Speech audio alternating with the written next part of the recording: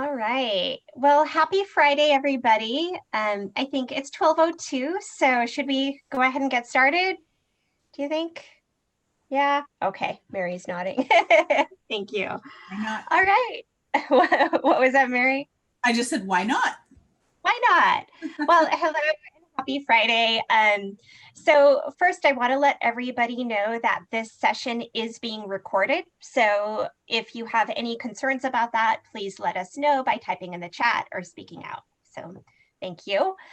I would like to welcome you to our final event in our International Education Week lineup today, which is our foreign film discussion. And thank you so much for joining us. My name is Susan Taylor, and I work for international education at Pierce, and I also teach college success. I know one of my students is here. I'm so excited. So if you attended the talent show that we did on Tuesday, you'll remember that Shannon Brazel gave us a great introduction to International Education Week and what that is. It's this event sponsored by the Department of State and the Department of Education as a way to celebrate international education exchanges. And I think we all in international education at Pierce strongly believe in the value of international education exchanges. And I think it also promotes our college's mission of helping learners thrive in an evolving world. So we do really believe that international education in general does directly link to what we're trying to do here at Pierce College. And when we talk about learning about other cultures, a key medium that helps us do that is watching films, watching movies made all over the world.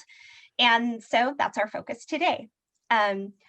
Let me first give everybody just a brief overview of what we're going to do, and then we'll introduce some of our guests, some of our international students who are joining us. So first, we're going to be spotlighting the film. It's a Kenyan film called Nairobi Half-Life, and I have a clip that I'll be showing, and our student Alan from Kenya is going to talk to us about the film, and I think we have some other students here from Kenya, and I'm really excited to hear from all of you as you share your perspectives on this movie. And then we're going to be inviting some other students, some other of our international students to share their international film recommendations, and I have a few other clips that I'll be showing. And finally, we'll turn it over to everybody joining us today, so we can do just more like a free discussion of your favorite films and have a question and answer. And then I think later we'll be writing down, I'll actually be asking people to put the names of the films they're talking about in the chat box. And then at the end, we can come up with a film recommendation list and send it out to everybody. All right, sound good? Cool, all right. And all right, we have about 20 people. Okay, so let's start with introducing the real stars. And the real stars here are, of course, our international students studying at Pierce College. So I'm going to call you out by name, and if you could take yourself off mute and then introduce yourself, tell us your name, what country you're from, and maybe what you're planning on studying or what you are studying at Pierce College. So Alan, can we start with you? Oh, yes. Hi, guys. My name is Alan, and I'm from Kenya. And I am planning to study film. This is my third quarter, and I'm enjoying it. All right. Great. Thank you, Alan. It's already your third quarter. Wow. All right, Lily, would you like to introduce yourself? Hi, everyone. My name is Lillian. I'm from Kenya. This is my first quarter. And Lily, do you know what you want to study here? I'm studying pre-nursing. All right, great. Thank you. All right. Rebecca. Hi, my name is Rebecca. I'm from Taiwan, and this is my first quarter, and I'm planning to study business. Oops, sorry, that's my dogs. Nice. All right, thank you. How about Kuromo? Would you like to introduce yourself? Yeah, Hi, I'm Koromo from Japan. I'm studying music up years. All right. And Chromo participated in our talent shows. She's a very talented musician. Thank you. Let's see. Joan, would you like to introduce yourself? Yeah, hi everyone. My name is John from Kenya. I am studying social service mental health. All right, great. Okay, did I get all of our, do we have any other international students here who I've left out? Okay, well, thank you for those introductions. So what I'm going to do next, and Alan, if you're ready, I think we can start with showing a clip from the film Nairobi Half-Life. So actually, Alan, before I show the clip, would you like to introduce this movie that we'll be talking about? And I'll put the name of the movie here in the chat. Yeah. So yeah, guys, Nairobi Half-Life is one of those movies that out of a 5-star, I gave it a 4.5. The 0.5 is just because it's fictional. I myself prefer real stories like documentaries. Yeah, so anyway, the movie is about this young actor or aspiring actor who lives in the village and wants to go to the city to live his dreams. He thinks it's so easy, to make it. But the family, like the mom and the brother, they're telling him, "You guys don't go there. It's the city is rotten. You're gonna get lost there." So he just follows his dream and he goes to the city, but ends up joining a gang. But at night, he's an actor at the theater. He does drama, so um, he's living this double life, and just there's so much drama going on, and there's very many themes, good and evil. There's love, and I I'd like to recommend all of you guys to go and check it out. It's on YouTube and it's free. Yeah. I was on mute. I'm going to share my screen and show a couple of scenes from the first part of the film. So the main character, you'll see he sells DVDs, and it opens up with him reenacting a scene from a film. And I didn't realize it, I looked it up, but he's reenacting a scene from Kill Bill. Is that right, Alan? So let me pause and we can watch.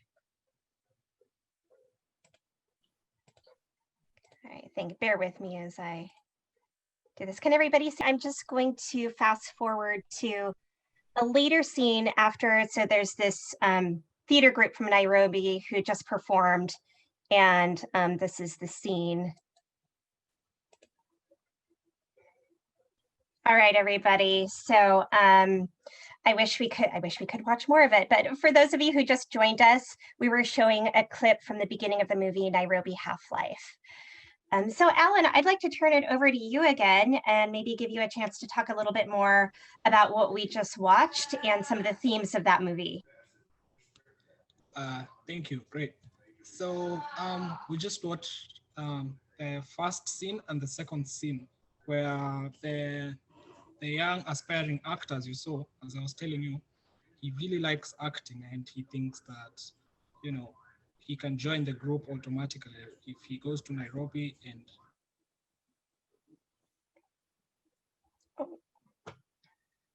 Alan, your audio cut out.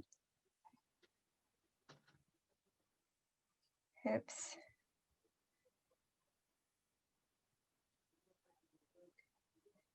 Alan, your audio is cutting out. Okay, there you go. We're good.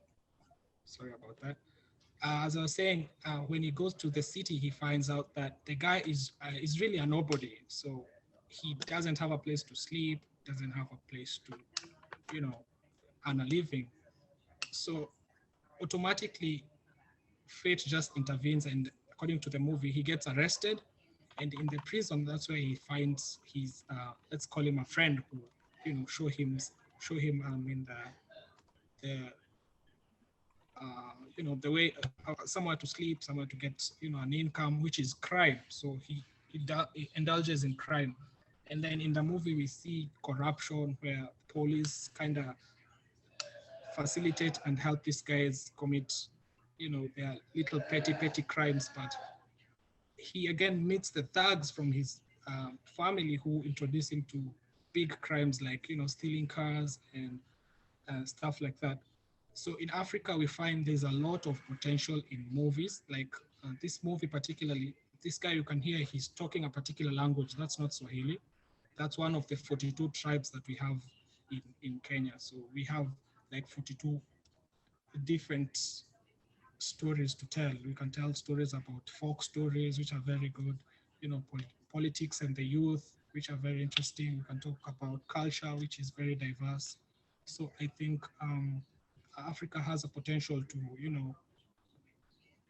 make art, make movies, and tell people stories.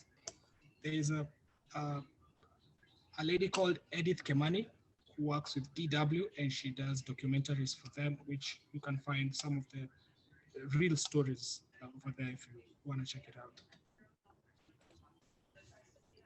Yeah. Ellen, I might ask you to share that name with me later, and we'll send it out as a follow-up with the film recommendations. Great.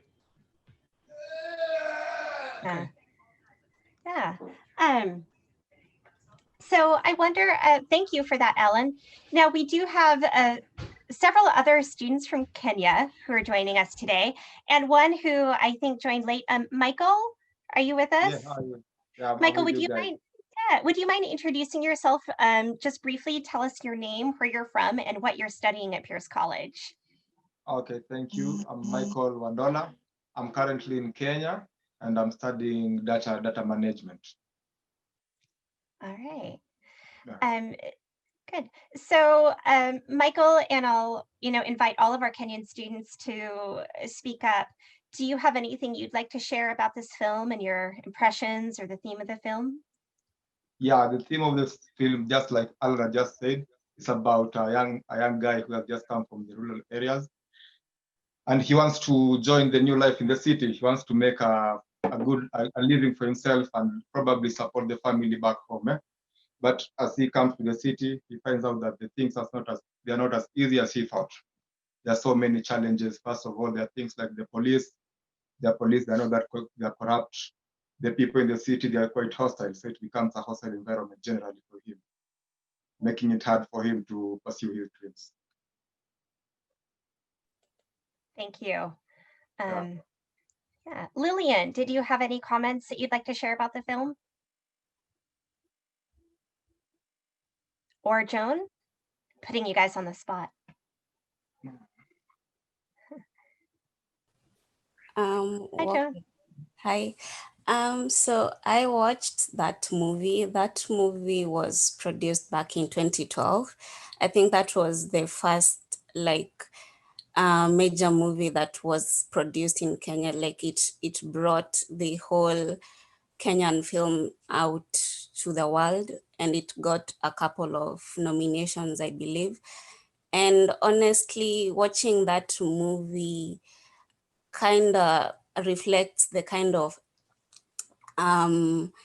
life that young people have back home. So yeah, we all know like Nairobi is the capital. So even when you're growing up, you always desire to, move into the big city because that's where you believe you'll get jobs, you make good money. So I believe that this movie was meant to show like a reflection of a young man's dream of, he had this vision of what Nairobi would be like, but it didn't turn out what he expected. And so we get to see the kind of struggles that he goes through, and in a way you can relate to some of the things that he's going through. So it addresses so many things that are very present in Kenya. So, but it's generally a really good movie. Thank you, Joan. Ellen, I'd like to turn it back over to you. Do you have, would you like to talk a little bit? I know you're interested in film. So if you want to share anything just about the Kenyan film industry maybe, and your background in film. I think we'd love to learn a little bit more about you and your interest. Yeah, great. So back in Kenya, I can say the film industry is controlled by, really there is no film industry. There wasn't, but right now it's booming out there because, thanks to the German Institute, there's like a college there, it's called the Goethe something German Institute. It really like supports artists, directors, and stuff like that. So personally, I was interested with film from, it just happened. I found myself hanging out with these guys who, made film, documentaries, and I was interested. So I started volunteering, and then it started like bearing fruits. Like for example, when you shot advertisement or a commercial, I got something out of it, and I thought, I should volunteer more and get some money out of it. But it ended up not just giving me money, but giving me something to, have hope for. And I like volunteering, so I just found myself loving the film part rather than, volunteering.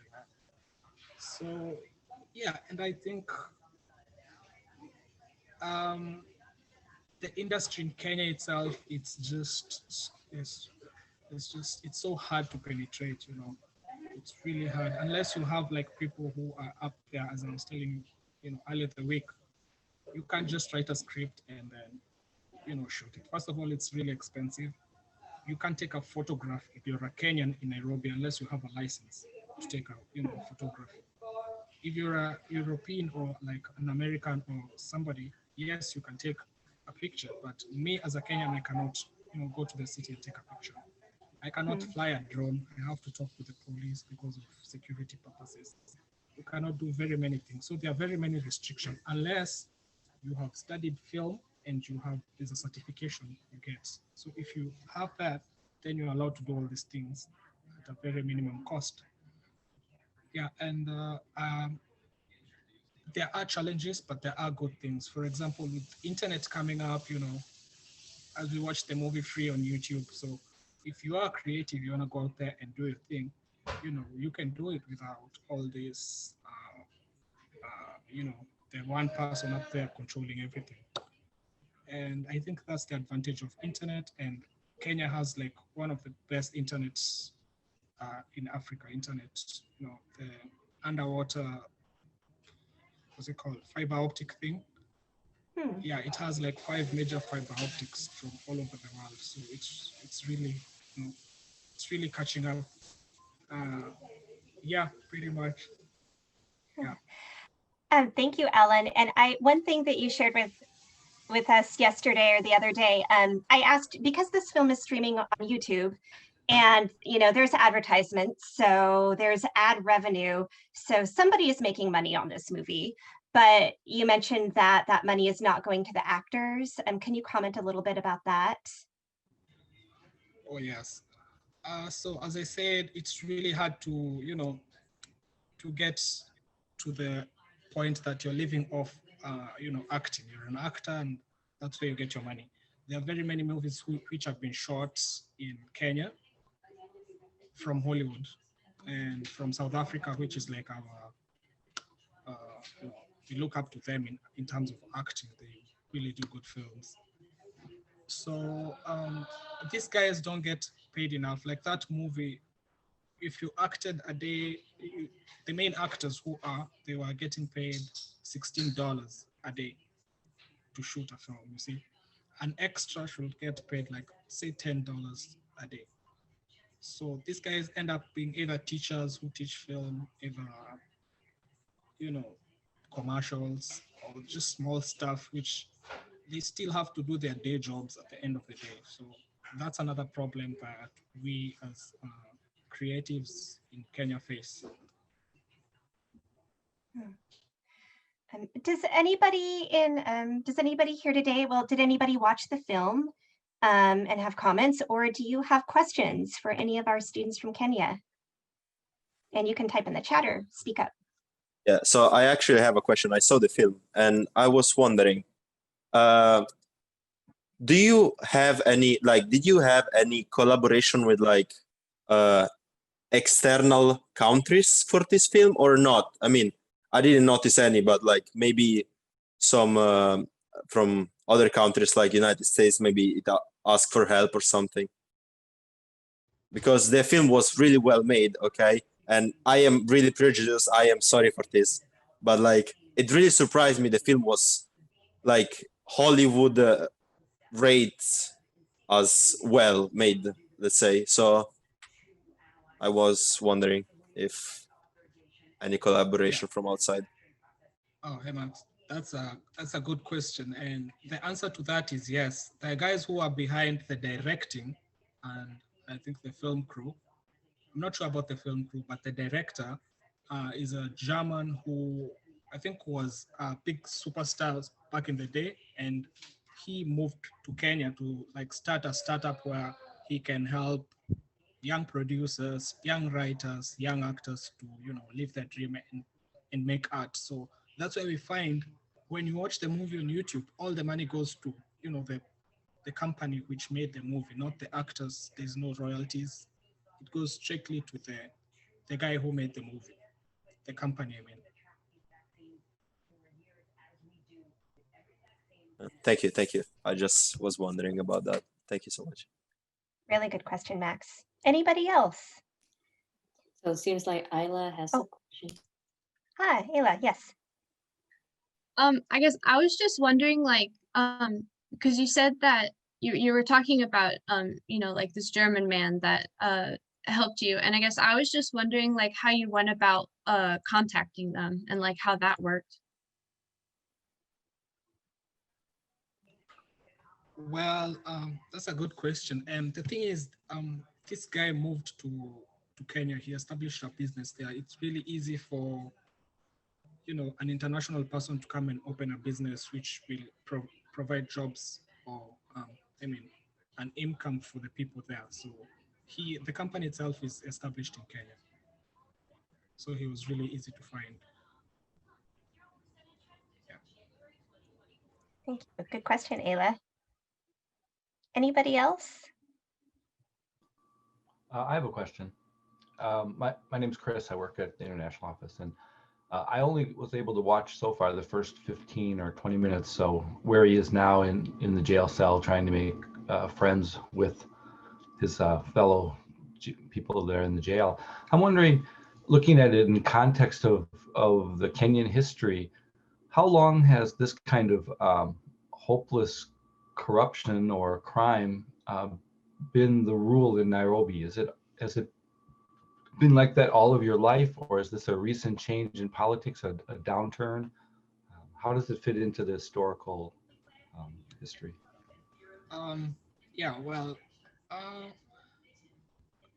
right now, you see, the movie was done 10 years ago. So there's a president who came in, back then, and he's really revamped or changed the system where the police, the lifestyle, the police lived in very terrible situation. They co-shared rooms, like 10 people living in one room. So the corruption goes to their living standards and where they come from, the background. Defunding the police is a very, very critical thing, and they should not be defunded. Actually, they should be funded more and invested more in intelligence and in their lifestyle, what they drive, safety and all that. So we were lacking that, and that's why you see the situation is terrible. And then as you continue watching the movie, you'll see them, they actually are in cahoots with these people in prison. So they just arrest them to show them, I'm the boss, and then they release them, and they're gonna be paying them. They call it tax to the police. Yeah, so it's, it was like that. It still is. Corruption is still the biggest problem in Africa, really. Yeah. Thank you. Thank you. Yeah, thank you, Chris. All right. Michael or Joan or Lily, did you have any other final comments that you'd like to make before I think we'll move on and showcase our next movie suggestion? But yeah, let us know if you have any other comments or questions from anybody. Susan, can I add into Yeah, something yeah. Alan mentioned? Please. Sure. I've been in Nairobi quite a bit. One of the challenges that we have, I mean, the corruption is very disappointing, but it's very curious in that it's kind of understandable in that oftentimes the standard level police have such a low salary. Their income is so low that, you know, they'll have their family of 4 living in a like a 10 by 12 foot sheet metal shack in the tropics, which is really hot, right, inside of there. And they just have trouble providing for their families. So on the one hand, you know, living here in the US, I've never run into police asking me for money. They aren't always the most pleasant people ever, but you know, you don't get shaken down for money. In Nairobi, oh yeah, I've had it happen a number of times.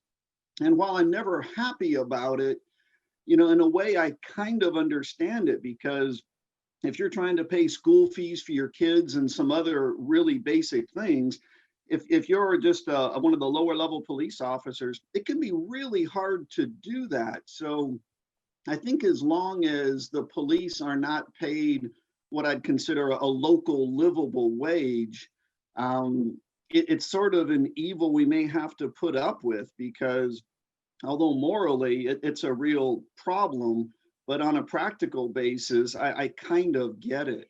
Alan, would you agree with that? Yeah, that's spot on, exactly what you said.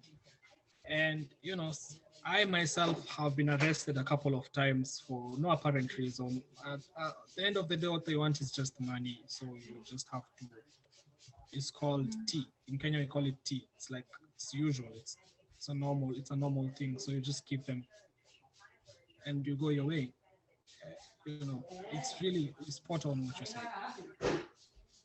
Cool.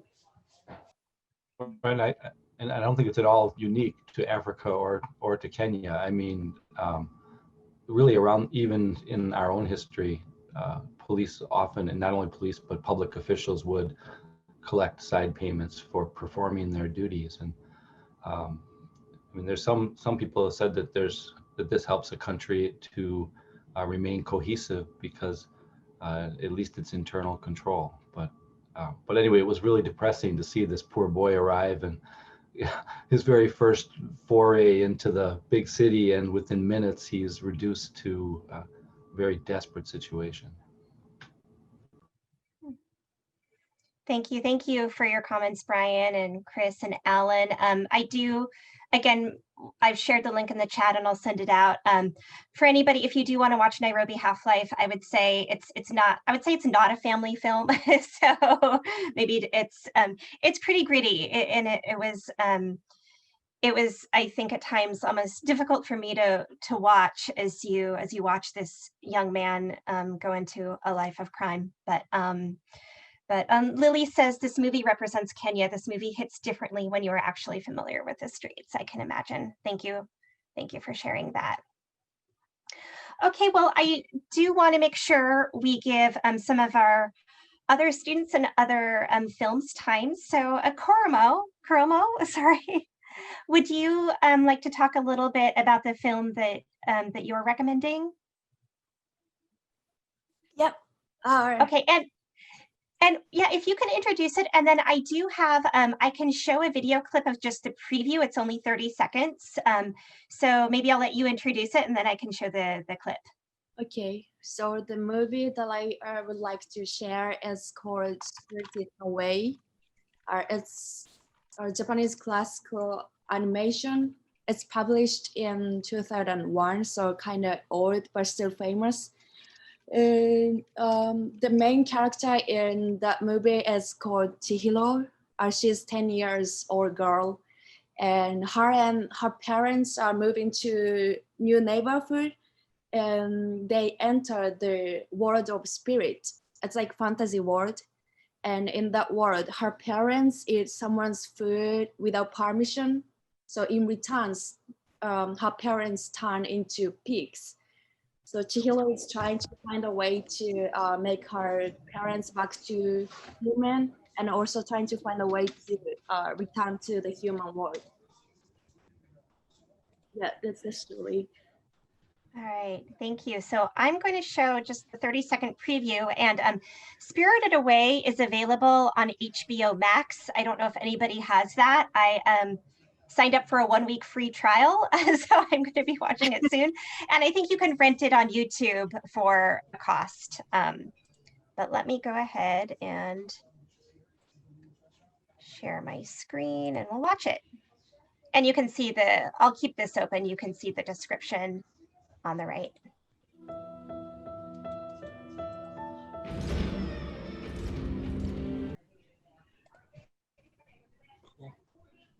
All right. So, oh, Margot says she saw the film in the theater as the VHS. That's great.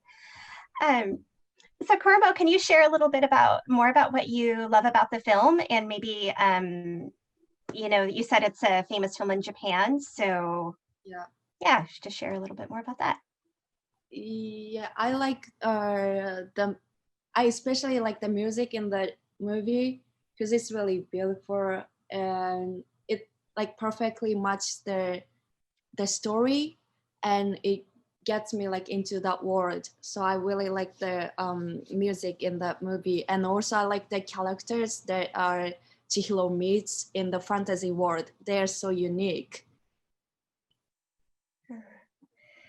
So I think a number of people have seen it. Does anybody else have comments about the film, about Spirited Away, if you've seen it, or questions for Koromo? I actually have a comment for it. So like I have seen it and I agree so much with Koromo that she said the music not only lets you feel like you are in the scene, but it also like gets your emotion out, and like something that you don't see in traditional films or like anime in general, only in a few of them. And especially this film is like, it's like very emotional, and with the music it brings it out like nothing else that I have seen actually. So yeah, beautiful film. Thank you, Max. Anybody else want to share their experience, or do you have any questions for Koromo?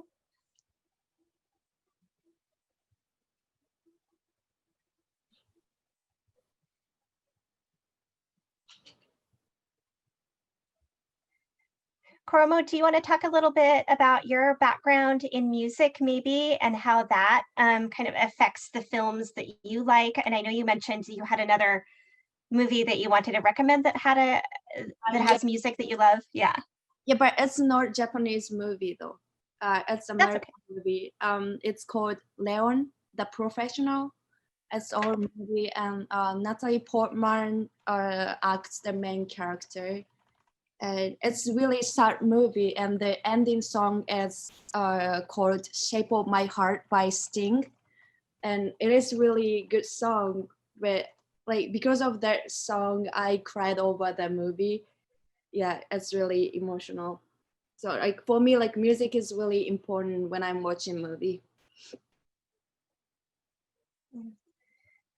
I think that just speaks to both music and film as a way that we can form some of these, you know, cross-cultural links in communication, because we can all bond and we can all share in those emotions that a good dramatic story or music brings out in us.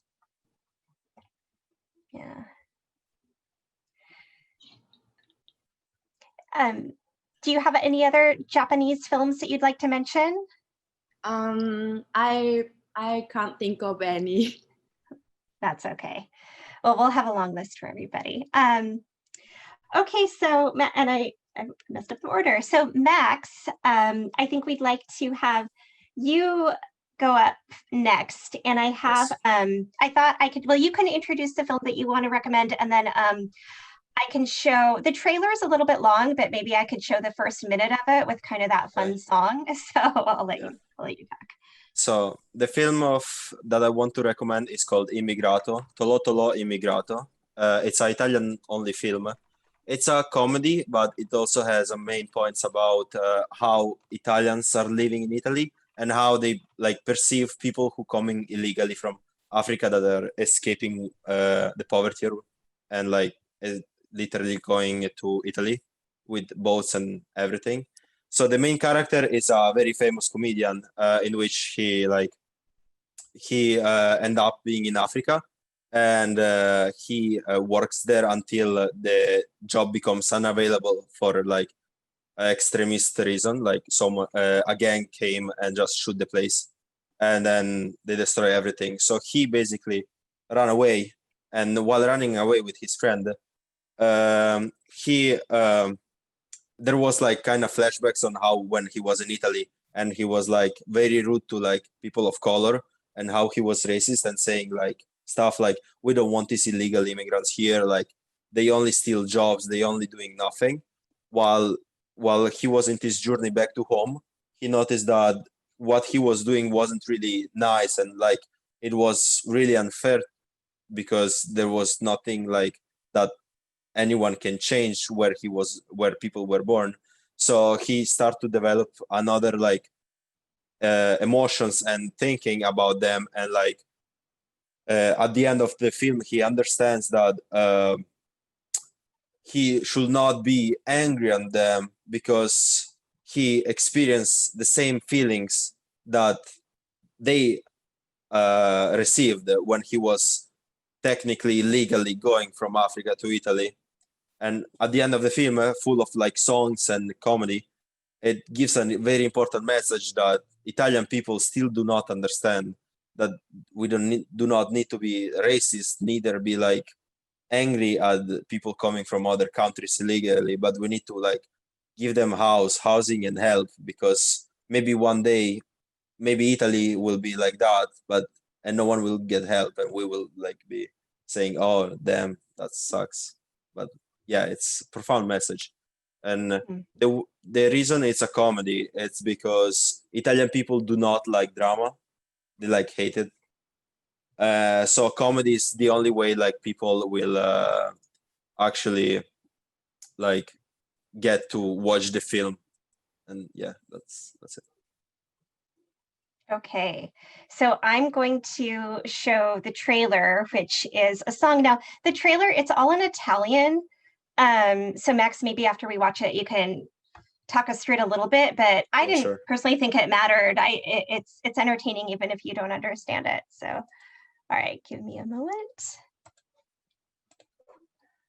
There's your new school. Oops. Looks great, doesn't it? Sorry. Okay, sorry guys. Here we go. Only like Italian people will understand, but at the same time, it has jokes for everyone. But like, how to say it? The jokes are mostly about the fact that oh gosh, how to put it without being rude? Like if you saw him in the balcony with like the hands on the hips, that's a reference to like the Duce, Italian fascist guy. And many Italian people like kind of won that era back because, like I said, they're racist. So like making fun of like making scenes like that as well shows that like maybe Italian people will care more. And like you see at the start of the trailer, for example, many people who came from like Libya with their like boats have not stable jobs. Most of them is like selling easy made stuff, or maybe going to the stop and washing your car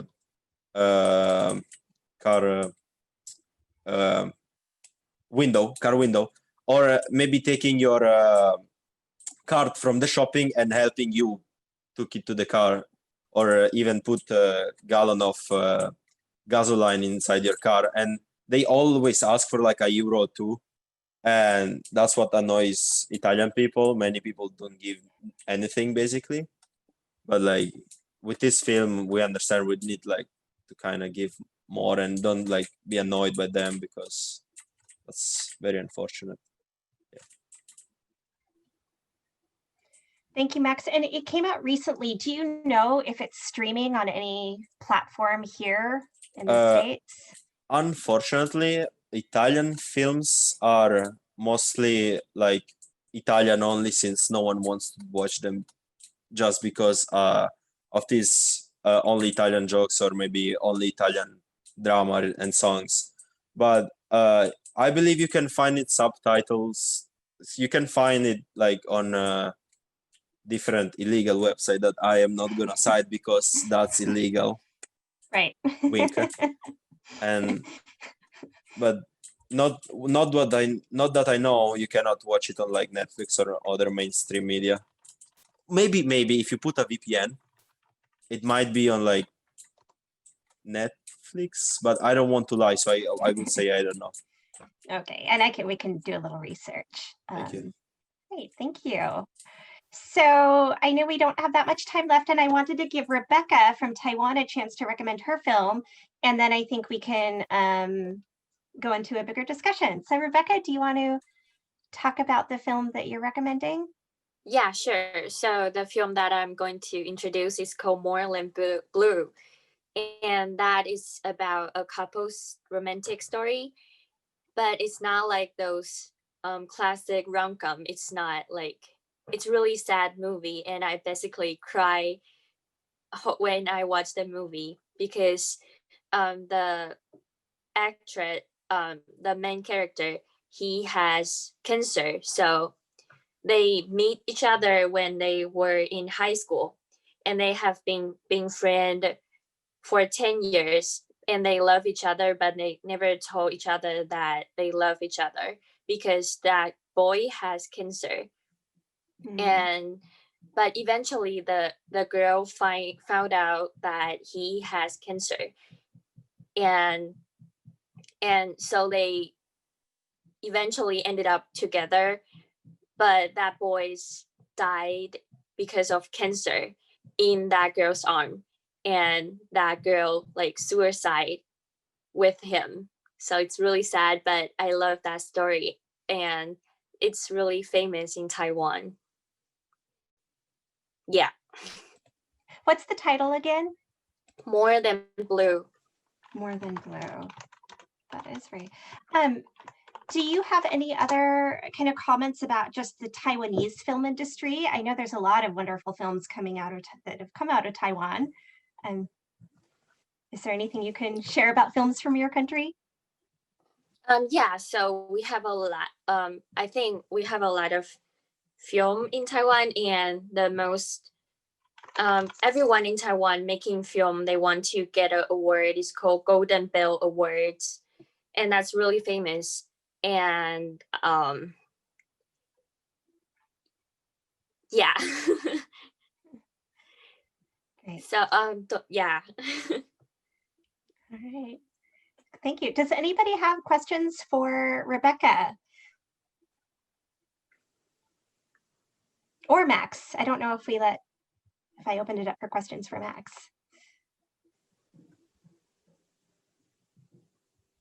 Great, well, thank you.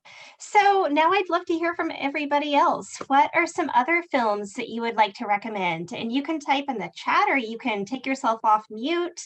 I always like to hear from people. Turn on your video, but no pressure, you don't have to. Susan, may I, Mhm. do we still have time? Okay. Yeah, So, yeah. yes, so I have one Thai movie to recommend. Came out, I think, in 2017. Oh no, 2004 actually. And is it about music? It's the background of the story is based on true story of one famous Thai musical artist. Like he played a Thai instrument, and at that time, during World War II, our military commander at that time, he was trying to modernize Thailand by not allowing people playing Thai instrument. Instead of playing the Thai instrument, they have to play piano, violin, something like that. So the artist, he was struggling to get through that period. So I have a short trailer to share with you. And this movie is available in Canopy. It's called The Overture. Okay, so I'll share the screen right now. Perfect.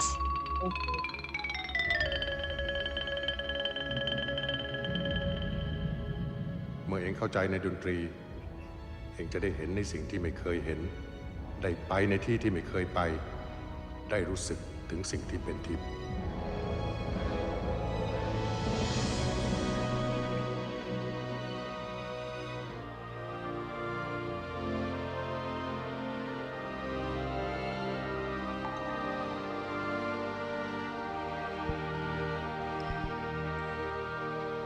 แล้วยิ่งสมัยนี้นะเขายิ่งส่งเสริมไอ้ของใหม่ๆไอ้ของเก่าๆจะสู้ได้ยังไง ก็แค่ดูแลสิ่งต่างๆ ที่มันโบราณคร่ำครึให้อยู่ในกรอบเท่านั้นแหละครับ ทุกอย่างเนี่ยมันต้องมีกฎระเบียบไว้คอยควบคุมเป็นธรรมดา ควบคุมแม้กระทั่งเรื่องดนตรีเนี่ยนะครับ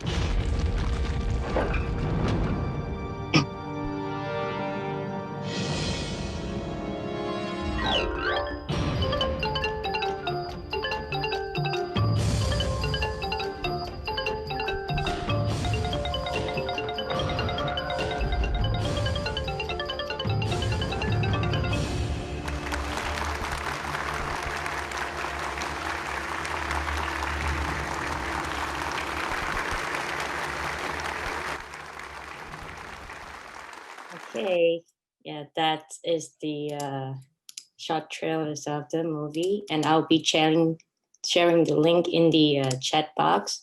So, yeah, and that's it from Thailand.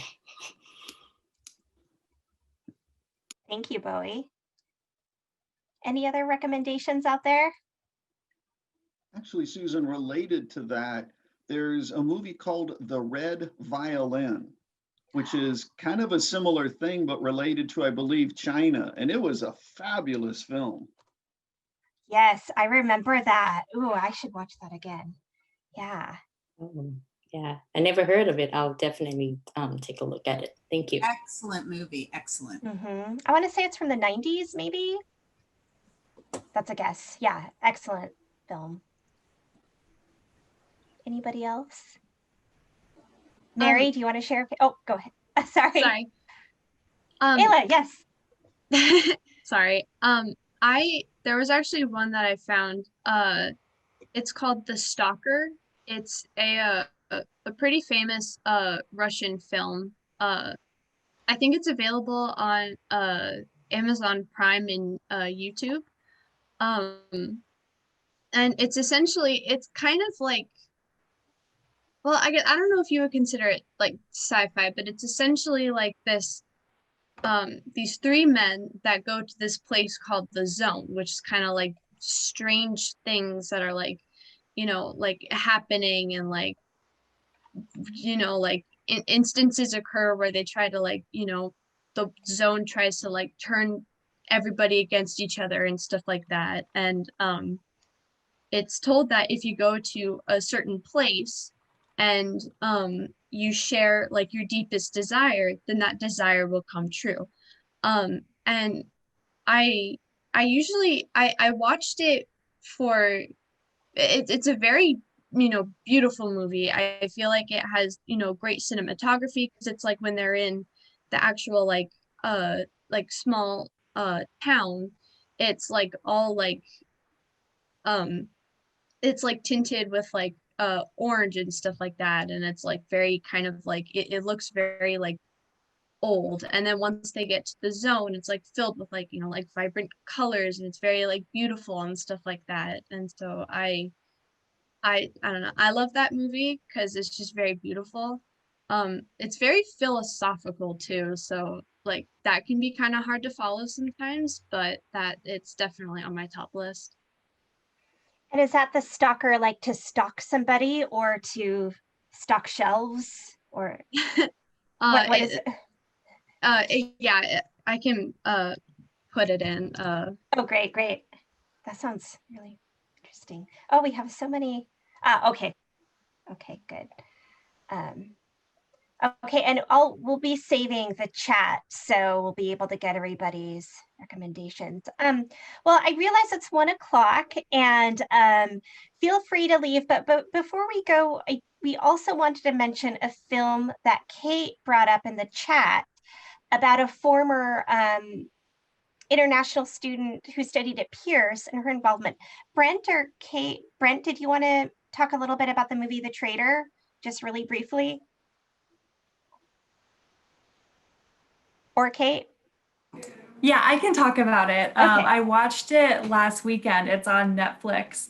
It's a really short film, between 20 and 25 minutes. So if you just, want to watch something while you're eating lunch, it's perfect.